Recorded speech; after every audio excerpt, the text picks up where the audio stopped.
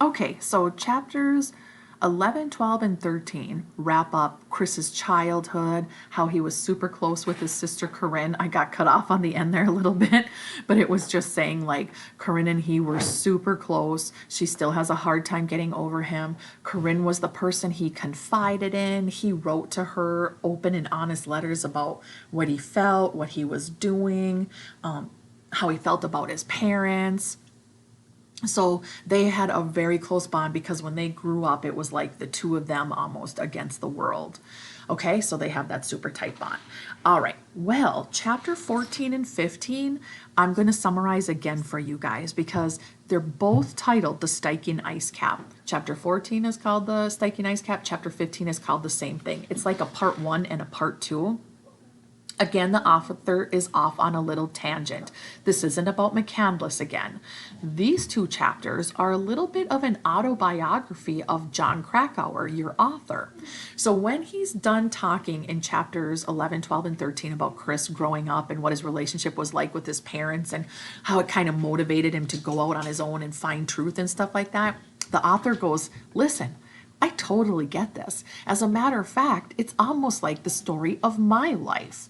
And so in chapters 14 and 15, the Stygian Ice Cap is about the author, John Krakauer, and his climb of this mountain called the Stygian Ice Cap. Okay, so I'm going to show you, I'm going to summarize these in notes again, guys, like last time. Okay, so here are basically the notes on 14 and 15.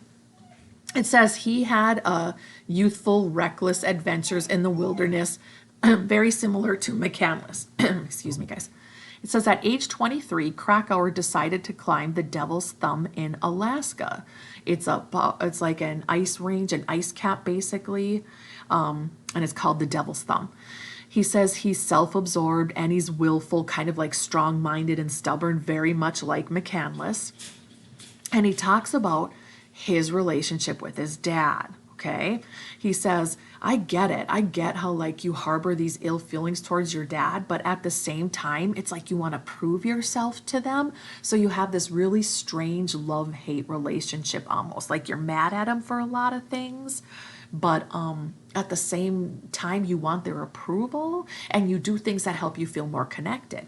So he says how his dad was a doctor and his dad wanted him to become a doctor, right? A career in the medicine.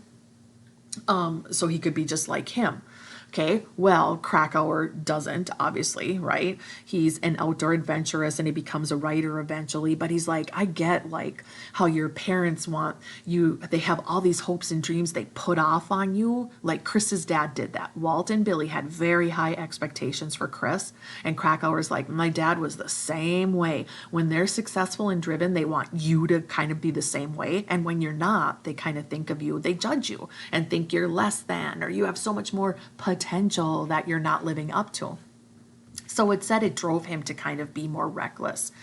And it kind of like moved him to do these risky climbs and stuff, much like the risks McCandless took.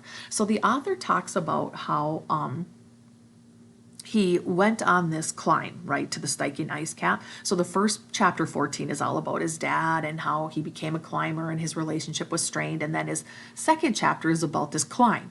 So he goes and he tries to climb this ice cap, right? And it's basically this really hard fought. The weather is bad and horrible and he has a hard time, and he does some really dumb things. Like it talks about how on one part of the journey, it's really stormy out. Like it's so bad he can't continue his journey, and he thinks he has to pack it up and go back home.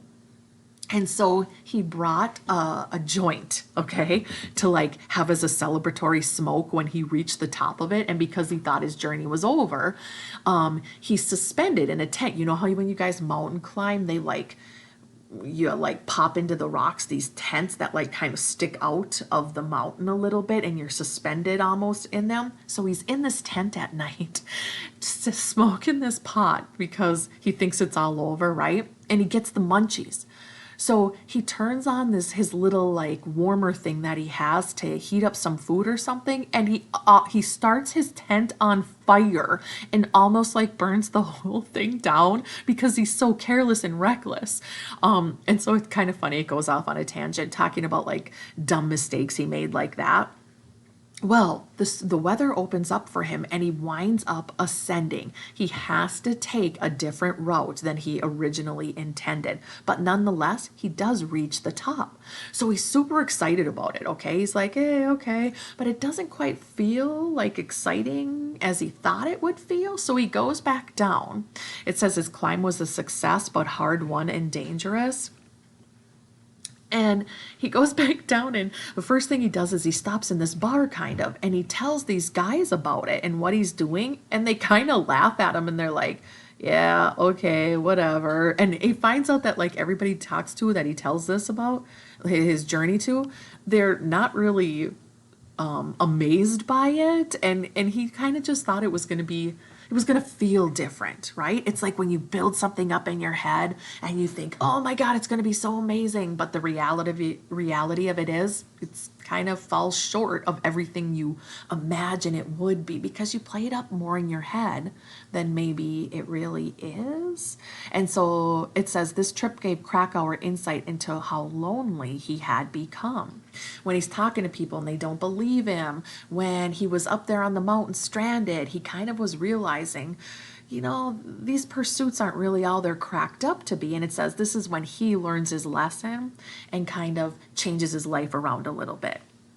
He's saying, had McCandless survived this in Alaska, that might have been his aha moment, where at the end, when he realized how risky things were, he would have realized, God, really it's relationships that matter, and this loneliness and living off the edge isn't quite as exciting anymore. So he's saying he thinks McCandless would have come around to this way of thinking himself, obviously. So it's just a couple chapters to like kind of explain how he understood McCandless and how many people feel this way and the whole relationship between parents and blah, blah, blah.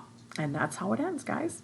I mean, that's how chapter 14 and 15 ends. We'll pick up with 16 next.